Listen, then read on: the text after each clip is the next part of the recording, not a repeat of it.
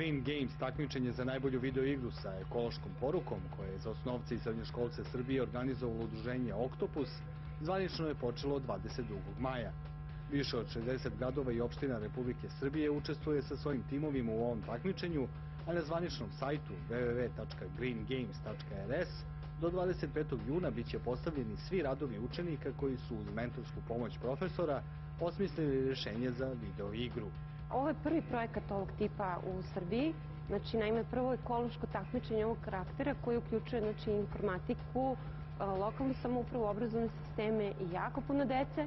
Tako da ovako jedinstven projekat, mogu da kažem da sam vrlo ponosna na njega i da je doista prvi u Srbiji te veličine. Ono što je specifično za projekat jeste da je uključeno preko 60 lokalnih samouprava i da su oni jednostavno uspeli da naprave saradnju sa preko 80 obrazovnih institucija, što bi značilo da, recimo, otprilike će verovatno učestvovati preko 40.000 dece.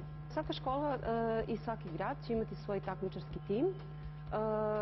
Timove ćemo sastavljati od informatičara, dece informatičara, likovnog i muzičkog profila, da bi oni jednostavno sa svim svojim veštinama mogli zajedno uz pomoć mentora da naprave rad za takmičenje. Nakon toga nam šalju takmičenje i počinje glasanje i glasačka groznica.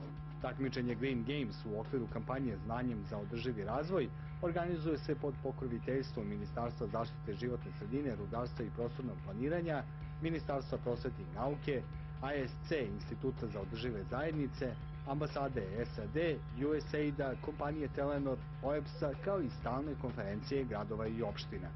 Drago mi je da je Telenor kao i Telenor fondacija podržao ovaj projekat, odnosno kampanju Znanje za održivi razvoj, s obzirom da u toj kampanji mi objedinjujemo nekoliko naših nastojanja, a to su očuvanje životne sredine, ulaganje u mlade i obrazovanje i promovisanje novih tehnologija. Ono što je bitno je da, iako nismo veliki zagađivač, Telenor nastoji da smanji svoj uticaj na životnu sredinu i to nam je dugoročni cilj. Tako da se nadamo da će kroz realizaciju ovog projekta da ćemo postaći mlade ljude, odnosno osnovce i srednjoškolce, da usvoje neke pozitivne ekološke navike i da ispolje svoju kreativnost kroz upotrebu novih tehnologija. Mi ćemo obezbediti i nekoliko nagrada, to su Art Eko roboti, za najbolje timove koji su izradili video igrice sa eko porukom.